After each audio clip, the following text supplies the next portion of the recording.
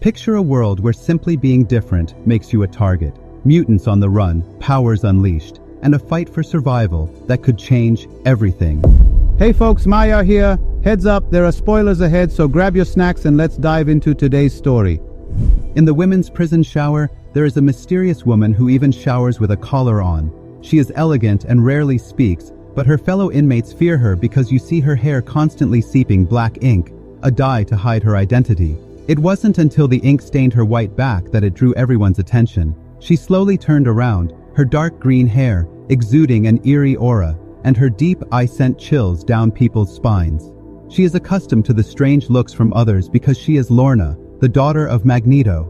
Lorna has perfectly inherited her father's powers, able to control magnetic fields at will.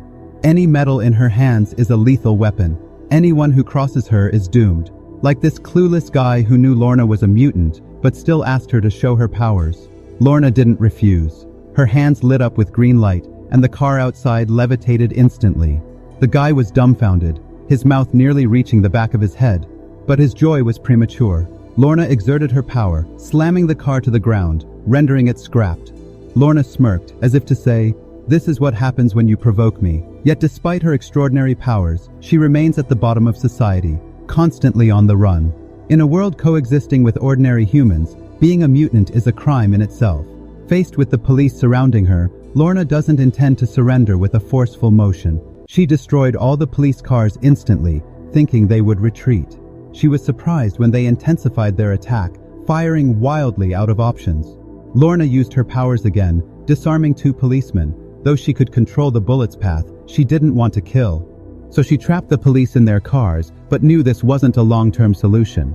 Luckily, Marco stepped in, his hands emitting blinding white light, forcing the police to shield their eyes. They seized the chance to escape the warehouse, only to be shot from behind by a policeman. Marcus fell wounded, and Lorna lost control of her emotions. Anger surged within her, and she unleashed her powers in frustration. Marcus urged her not to linger, but Lorna, in her rage, wouldn't listen. She threw a policeman into a dumpster with all her strength, but was herself hit by a taser. Losing her combat abilities, she was imprisoned, adding insult to injury. Although the police fired first, she was charged with attempted murder, with harsher penalties for mutants. It was almost a death sentence. Yet Lorna remained calm, even when Rita offered her a deal to reduce her sentence in exchange for betraying her allies. She didn't care, as death seemed like a relief. But Reed recklessly, entering the glass room, made Lorna laugh. "You accuse me of attempted murder. Let me show you what that really means." Sensing the steel pin in Reed's knee, she manipulated it, causing Reed immense pain. But Reed, unfazed, presented a report, making Lorna's face darkened. She never expected Reed to use her child to coerce her trapped in a dilemma. Lorna broke down completely, and her reckless actions led to a heavier punishment. She was transferred to the notorious Lakewood prison, spat on by an inmate. Upon arrival, just as she was about to retaliate, a guard stopped her passing another cell. She saw a completely white person, with a color realizing they must be a mutant, too. Back in her cell, Lorna surveyed the surroundings, noticing the abundance of metal, making it a potential weapon cache. She attempted to use her powers to escape only to be struck dizzy. Realizing her powers didn't work, she tried to ask someone, but was met with mocking laughter. Only a sympathetic inmate across the cell revealed the truth. The color suppressed their powers. She said no mutant had ever left this place alive. Lorna, who would have laughed it off before now, had to think of her unborn baby and find a way out. During mealtime, she tried to befriend the other mutant to learn more about the colors, but the mutant, avoiding her gaze, quickly left, warning Lorna to stay away. Seeing the murderous look from the prison bus, Lorna understood everything during exercise time. Lorna observed the prison's layout, realizing the high walls and guards made escape without powers. Impossible. Just as she planned her next move, the bus confronted her, demanding she clean her shoes. Proud Lorna refused. Oh, believe me, you don't want to do that. You see, out there, you got powers. But in here, I got powers. Mocking the boss's scar, a result of a mutant's attack. Let me guess, you get those, beauty marks from one of us? Intent on escaping. Lorna ignored the boss turning to leave, but a henchman attacked from behind, raining punches on Lorna's face. Seeing her beaten to a bloody mess, the prison bully grew even more arrogant. I heard you're knocked up. Let's see how tough that little mutie baby is. fueled by maternal instinct. Lorna finally refused to endure it any longer. Ignoring the pain from the collar shocks, she used her powers to pin the bully against the railing before she could catch her breath. She was met with punches and kicks from the bully's henchmen, surrounded by inmates who just sighed. The worst part was that despite them starting the fight, the guards indiscriminately threw Lorna into solitary confinement. Is it just because she's a mutant that she deserves this unfair treatment, like a dog with a collar in during the cold and damp environment? Pain and humiliation flooded her mind as she struggled to endure the time with only her memories to hold on to. But even so, the Sentinel services wouldn't let her go, demanding Lorna reveal the whereabouts of her child's father to reunite them in prison. Otherwise, they threatened to cause a miscarriage. Thinking of the unborn life used as a bargaining chip, Lorna grew more determined. She persuaded herself to overcome her fear of the collar, preparing to use her powers to escape. The collar emitted a sharp warning, as if reminding her not to overestimate herself. But Lorna wouldn't yield. She endured the excruciating pain and challenged fate once more as the iron door opened. Her stamina reached its limit. Her legs trembled uncontrollably as she crawled out with the last of her strength. But she fainted from exhaustion after just a few steps in a haze. She returned to the day she and Marcos fell in love. Lorna waltzed beautifully in the air. Marcus shattered a bottle on the ground, reflecting a beautiful lake with the glass shards. At the moment, their fingers touched. A stunning aurora appeared before them. It was a chemical reaction of light and magnetism. They kissed under the aurora, but it was just a dream, and her escape plan was shattered by the arrival of the guards to prevent another escape. The authorities decided to transfer Lorna to a special prison with prior experience. Even the prisoner transport vehicle was specially designed. The doors were made of tempered glass, with restraints for hands and feet, and there were no metal objects inside. A painstaking effort to her surprise. Reed, who once used her child to coerce her, was now a prisoner to Reed, apologized for before, and suggested they work together to escape. At first, Lorna didn't buy it, but for the sake of her child, she put aside her grudge. Reed said someone was arranged to rescue them, and they just needed to wait for the right moment. Soon the opportunity came. The transport vehicle suddenly shook violently, as if it hit something.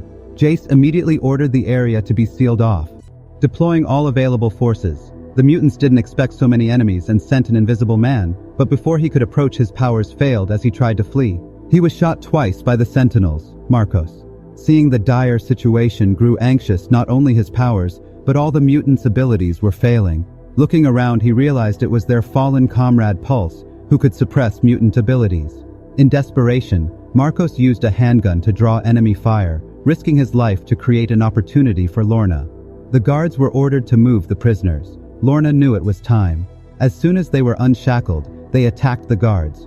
But as ordinary people with bound hands, they were quickly overpowered and locked up again. To make matters worse, Marcos was out of bullets.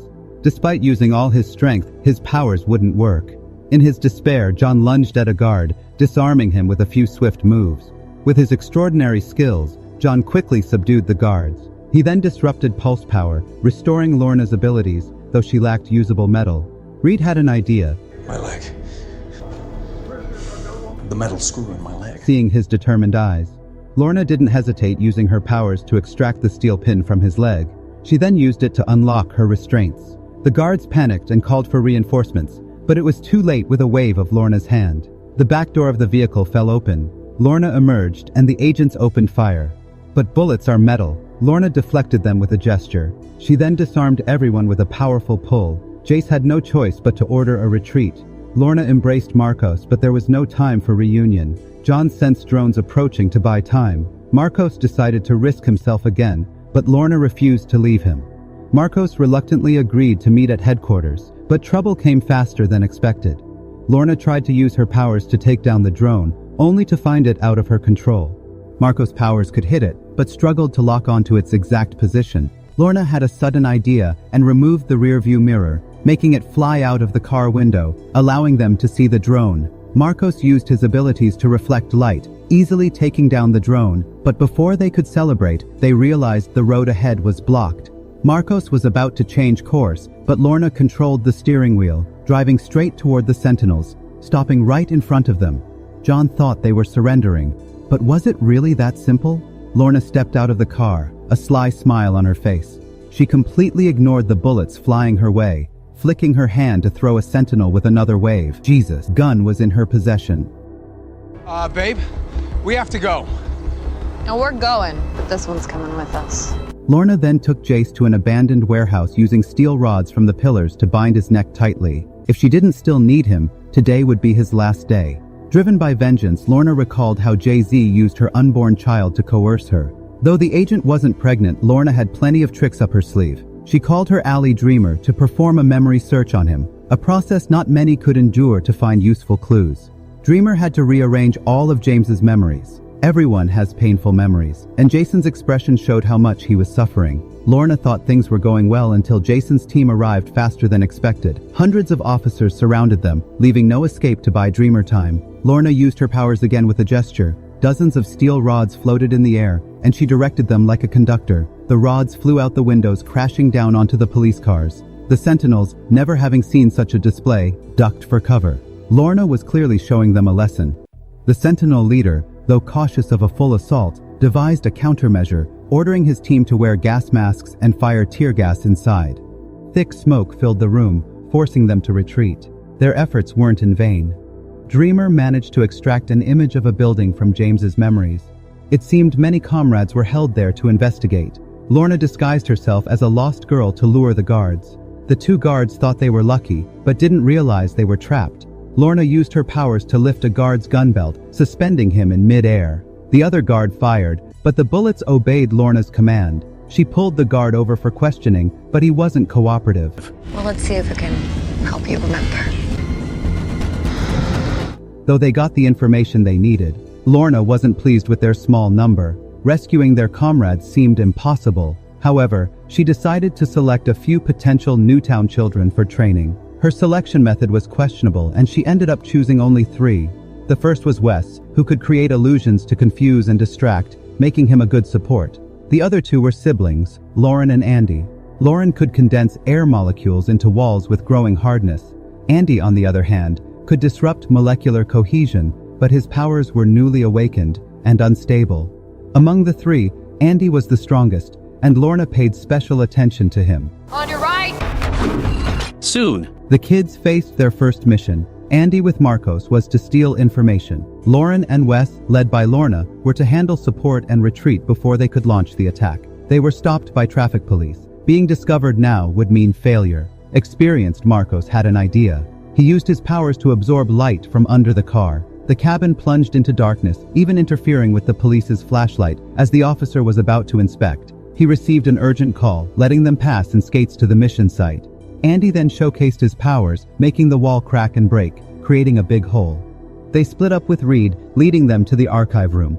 Marcos used his light powers to cut open the case and retrieve the hard drive, while Reed found mutant files. But they were spotted by guards. They hurriedly burned the archive room and fled. The police had set up roadblocks ready to catch them. It was now up to the support team. Lorna instructed Marcos not to stop no matter what. Though puzzled, Marcos trusted her. The driver ignored the roadblock, speeding forward with warnings, ignored the police, ordered to shoot to kill at the right moment. Lorna intercepted the barrage of bullets. Lauren followed by creating an air wall under the truck, lifting it over the police barricade.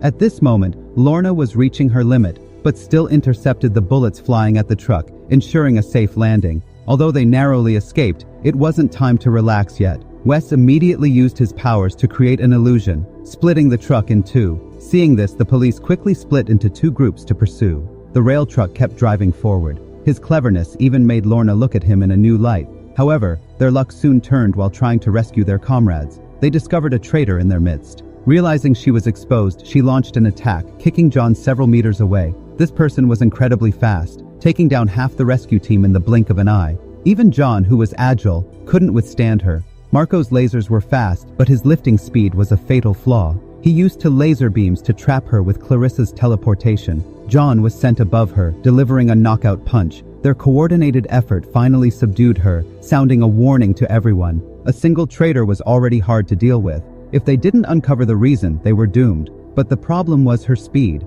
Dreamers missed, couldn't catch her. Even if it did, it would quickly be metabolized. Lorna's straightforward approach was to control flying knives and corner her, but she couldn't understand Lorna's words. Luckily, Marcos noticed something. He recognized the traitor as an addict and suggested using withdrawal symptoms to break her. Andy used his powers to push her into a corner, and Lauren sealed her movements with an air wall. The doctor seized the opportunity to inject a tranquilizer, welding the unconscious woman to an iron bed. Lorna tightened the iron bars with her powers as her comrades found her records. It turned out she was also a victim. Her daughter was gravely ill, but the hospital refused to treat mutants when she argued with the director. She was captured by the Sentinels and transformed. Lorna could see her desperation and called Esme to read her thoughts. Esme saw a lab full of modified mutants. She was about to delve deeper when the woman died from the drugs. This deeply affected Lorna, who was about to become a mother herself. Every time her baby moved, it disrupted the surrounding magnetic field, causing metal objects to go haywire. Lorna could control it during the day, but at night, it was a different story. What she feared came true. She had a nightmare. In her dream, she wandered into a lab, growing more anxious. With each step, each cell contained her dazed comrades. Her unease made her quicken her pace until she saw Marcos in the next cell, but he was already incoherent. From the next cell came a baby's cry. Lorna saw it was her unborn child. Simultaneously, both dream and reality. Lorna lost control with Marcos as soothing. Lorna calmed down, but they didn't know it was not a nightmare, but a forthcoming reality. Dr. Roderick had revived the HARM program. Once approved, mutants would become legal test subjects to disrupt the summit. They set an ambush along the route. Soon, a luxury car approached. A comrade suddenly jumped out to block its path. Lorna used flying knives to puncture the tires. Franklin quickly locked the car doors, but John yanked the door off and forcibly took her to the safe house. Facing death, Franklin still mouthed off mid-sentence. Don't even deserve to breathe the same air and exterminate you like cockroaches. You don't want to breathe the same air? Then stop breathing. Franklin felt intense suffocation. Esme, clearly enraged, was about to kill him, but was stopped by a comrade. They reminded her of the bigger picture. Esme, knowing the gravity of the situation, restrained herself after letting Franklin catch his breath. They began to interrogate him. Hello, this is Franklin Bennett. Make a change to my security detail. I need to make a change to my security detail. Of course, Mr. Bennett. They disguised themselves as Franklin's team and infiltrated the summit. Clarice opened a portal, and Marcos and 2 others went ahead. Lorna was responsible for disrupting radio frequencies, rendering all communication devices useless. Seeing Lorna's success, Marcos initiated the plan. John sensed Roderick's destination was the 3rd floor. They quickly ambushed the elevator when Roderick exited. Marcos used his powers to blind everyone. Unexpectedly, there was also a mutant among them who interrupted Marcos his spell. Luckily, John's agility allowed him to swiftly neutralize the bodyguards, leaving only Roderick unexpectedly. Roderick used a child as a human shield. Marcos was caught in a dilemma, unable to attack or retreat. Watching helplessly as Roderick backed into the elevator, suddenly 3 armed bodyguards emerged from behind, opening fire without hesitation. Fortunately, John was invulnerable, using his body to shield Clarice, who couldn't dodge in time. But this wasn't sustainable, so they had to retreat. Though the police weren't about to give up, seeing the police closing in, Lorna took action. Charlotte, 2 cars in pursuit. They barely escaped returning to the safe house. Yet Lorna grew more uneasy, knowing how cruel those people could be to mutants. She couldn't even protect herself, let alone raise a child. If they were all as merciful as Marcos, the enemy would only push harder. She decided to create a better world in her own way, one where they wouldn't have to hide. So she went alone to the doctor's private airport, planning to cause an aviation accident. Lorna had fully embraced her dark side, determined that no one could sway her decision.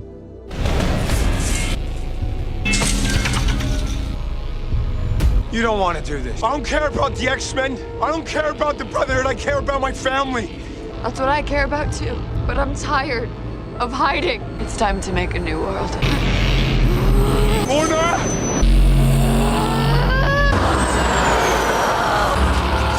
Don't do it, no!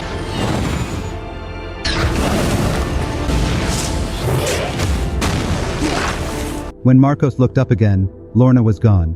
Meanwhile, the mutant base was under siege by the Sentinel services. Luckily, Lorna's trainees had unique abilities, using their powers to slow the attack and buy time for the main group to retreat. However, the enemy also had mutants so easily repelled their efforts, products of the Hound program. Realizing they were outmatched, they retreated. Andy and Lauren stayed behind to cover their escape.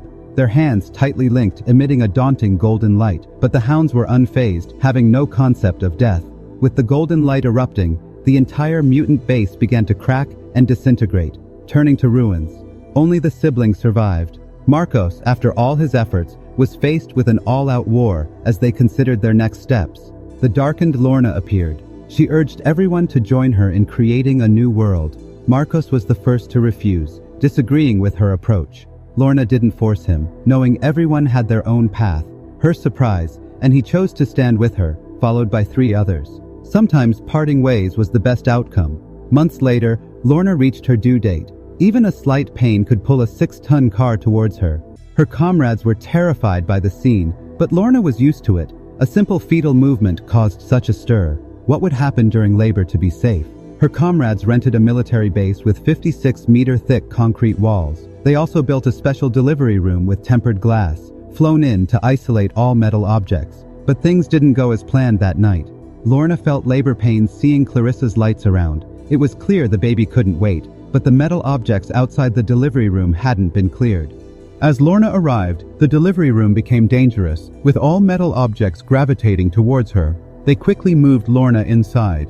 During the delivery, her uncontrolled powers posed a lethal risk. She disrupted the delivery room's power, and even the city's grid went haywire. Despite her efforts, the baby wouldn't come out. With each scream, metal objects outside seemed to worship her direction. Lorna was in difficult labor. Her bones felt like they were breaking, her skin reddened, and her blood pressure spiked as she lost consciousness. The doctor said she was fading and urged everyone to prepare for the worst. Riva pleaded for the doctor to find a solution, but he was helpless. The root cause was psychological, not physical. She had lost the will to live.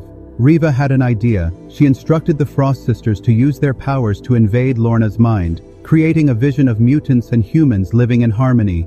In the vision, Lorna stood on stage, basking in the dawn of a new era. A child's voice called from behind. Lorna hugged her child, finally able to live in the sunlight. The love for her child revived her will to live. She remembered her original purpose and why she fought. When calm returned, Lorna delivered the baby safely. Both mother and daughter were healthy, holding her baby. A sense of happiness washed over her. She named her Dawn, and her comrades were moved by the tender moment as a new mother. Lorna didn't know how to care for a baby. Dawn was fussy, and Esme, seeing this, used her powers to calm the baby unaware. Lorna thought it was her doing in an elevator. Esme hummed a lullaby, catching Lorna's attention. It was a lullaby she only sang to Dawn in private. Realizing her daughter's mind had been invaded, Lorna was furious and used her powers to suspend Esme in mid-air. She didn't want her daughter growing up under someone else's control. Just then, the elevator doors opened. But Lorna forced them shut. Lorna was about to teach Esme a lesson when Riva's powers intervened, worried she might do something she'd regret. Lorna knew they were all in it together, so she couldn't explode in anger. She decided to stay by Dawn's side, day and night. It said that a woman's functions seemed to strengthen after having a child, and Lorna was no exception. The slightest noise from the baby would wake her from a deep sleep. The thing she feared most happened. Dawn developed a high fever that wouldn't go down, leaving Lorna frantic. The doctor found that Dawn had severe jaundice, and regular light therapy wasn't effective due to her mutant genes. They needed the child's father to use his powers for treatment. Riva saw this as a chance to win Lorna over, so she said, "As need to find Marcos and clear up their misunderstanding." Before long, Esme returned with Marcos. He gently held his daughter, eyes full of love, hearing his daughter's name. Marcos was deeply moved, as Dawn in Spanish means aurora, symbolizing their love. But was no time for sentiment. He quickly used his powers, bathing Dawn in a special light to heal her. Soon, Dawn's skin returned to normal, and the doctor declared her healthy, much to Lorena's relief. But this also meant she and Marcos had to part ways again. Their differing ideologies made it impossible to work together. When Marcos handed over a gift he had made for their daughter, he regretted letting Lorna go. Now he wanted to stay for her and their child. Marcos was then controlled by Esme. "We said it's time to go," leading him to leave involuntarily as he was about to put on a hood. Memories flooded back. At the last moment, Marcos broke free from the control, knocking out the Frost Sisters and using his powers to burn one of them, intending to take Lorna and Dawn away. But Riva appeared suddenly, nullifying Marcos' powers, refusing to give up. He tried to attack with his other hand, but his powers backfired, and he was thrown out, despairing. Marcos drank the last drop from his bottle and smashed it. Lorna's voice echoed in his mind. He used his powers to send a brilliant light towards Lorna's direction, expressing his longing for them. The beautiful light cut through the night sky with Lorna watching it in a daze. She missed him too. But for her daughter's future, she had to be ruthless. Rebecca's power was turning pancakes into fried rice, but she didn't notice her parents' greedy eyes, happily eating her breakfast. Unbeknownst to her, her father had sold her to a mutant lab for $50,000. Rebecca couldn't believe it until she saw the cold look in her father's eyes. She tried to escape, but was caught, her hands bound and a power-suppressing collar placed around her neck. Despite her talents, she couldn't escape her parents' betrayal. Such irony. She became a lab rat, enduring inhumane torture daily. Fortunately, Lorna accidentally rescued her during a mission, but the once cheerful girl had become sensitive and insecure, never using her powers or trusting anyone. She hadn't spoken a word since her rescue. If she continued like this, no one could help her. Esme tried to understand Rebecca with her powers, but the result was worse than expected. Everyone thought the girl was beyond saving, but Andy refused to give up. He went to Rebecca's room at night using his telekinesis to break a bouncy ball. Seeing he got her attention, he spoke sincerely to her with Andy's gentle guidance. Rebecca finally let her guard down. She raised her hand, and the bouncy ball flipped over. My name's Andy. Rebecca. Andy then took her out for burgers, and she ate 2 in one go, feeling satisfied. Her mood improved, and she asked about her powers, and Rebecca didn't hold back. With a slight effort, she flipped a soda bottle upside down. She explained she could alter the dimensions of objects. She then wrote letters with ketchup, flipping them to spell Andy's name, and he found it incredible. Just then, a police car drove by. Rebecca planned to prank the police when they got out. She flipped the entire car, and he didn't want to cause trouble, but couldn't resist her coaxing with a strong pull. He tore the police car into pieces, leaving it in a heap of scrap amidst explosions. They were thrilled even when they returned to base. Their affection grew rapidly, and they couldn't help but kiss each other. As Rebecca became more cheerful, her powers grew more effortless. A 1-foot-thick safe could be flipped with ease.